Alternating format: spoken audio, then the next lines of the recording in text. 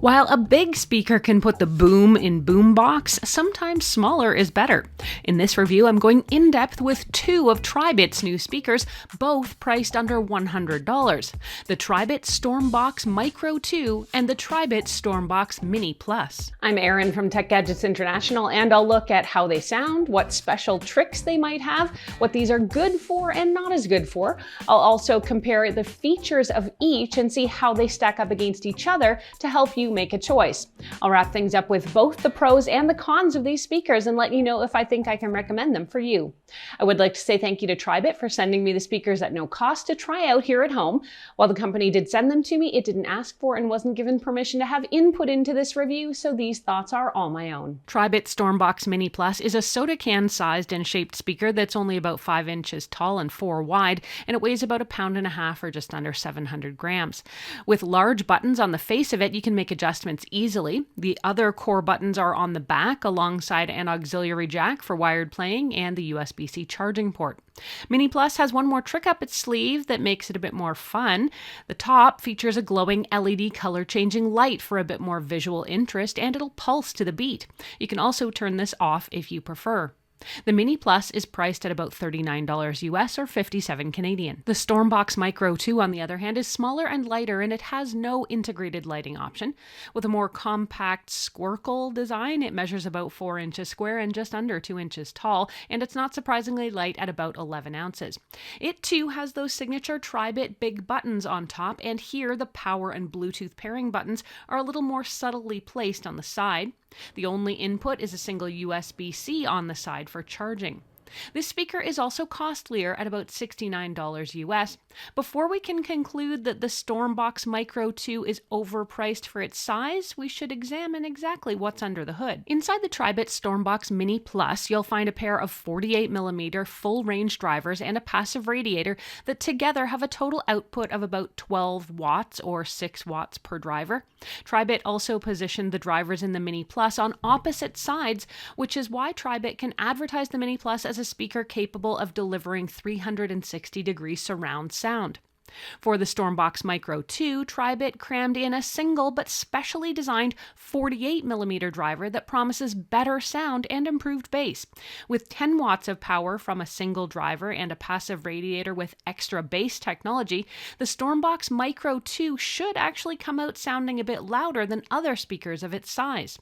Interestingly, the smaller speaker, the Micro, has a surprisingly larger 4700 mAh battery compared to the 2600 mAh battery found in the soda can-shaped Mini Plus. Even so, Tribit rates both products as having a 12-hour maximum battery life, although the Mini Plus can only achieve this figure if you cap it at about 60% volume. Tribit Stormbox Micro 2 makes better use of the larger battery capacity. You can use the tiny speaker as a power bank to charge other devices using the USB-C to USB-C cable that comes with it.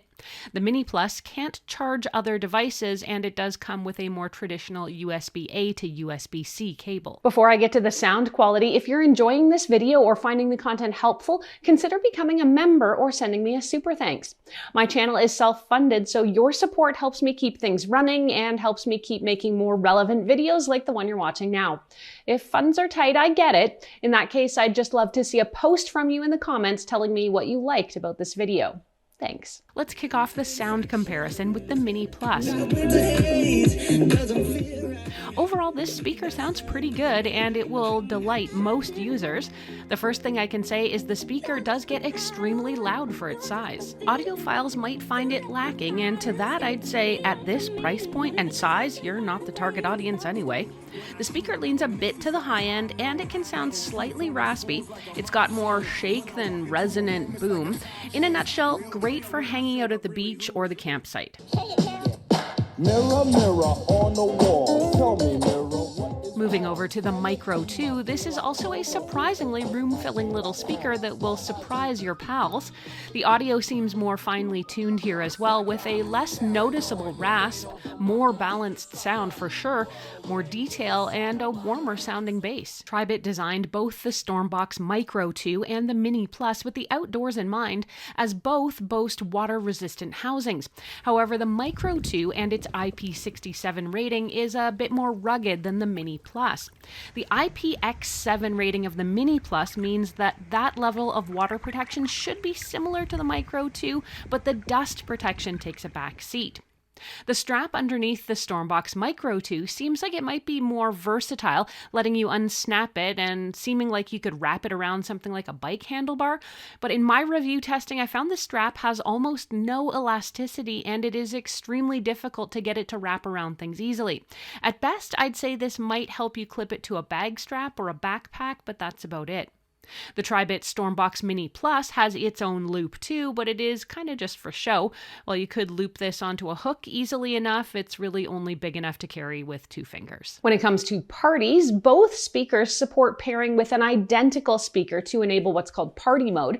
You also have the option to have these speakers serve as both left and right channels to achieve true stereo. Unfortunately though, Tribit doesn't allow you to pair the Micro 2 and the Mini Plus here together. The only other thing that might be worth noting is that the Mini Plus here also has a microphone for hands-free calling. Let's round up the pros and cons quickly so you can see if these speakers might be right for you. On the pro side, both are small and portable, and they're designed for taking on the road without taking up room. They're reasonably waterproof too, though the Micro also adds dust protection.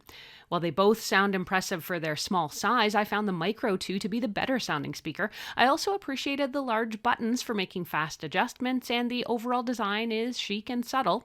In short, these are delightfully uncomplicated speakers. When it comes to the downsides, perhaps not surprisingly, at this price point, you're not getting top-tier sound quality, but what you are getting is still really quite good.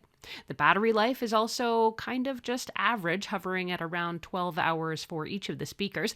Good enough for a weekend of camping, but maybe pushing it for longer trips. I also found the carrying and attachment straps to be kind of lacking. It feels kind of silly to judge highly portable budget speakers like this too harshly, so I'm really just sharing those considerations more for awareness as opposed to really beating Tribit up over them.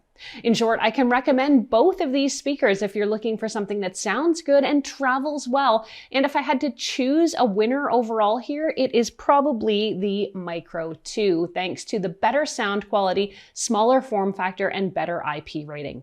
The Tribit Stormbox Mini Plus sells for a wallet-friendly $39.99, while the Stormbox Micro 2 retails for about $69.99. And you can get them both from Amazon, and I've reviewed plenty of portable Bluetooth speakers lately. Check out the 2 newest offerings from Bose, or see if Beats pill and its much higher price is tough to swallow right now.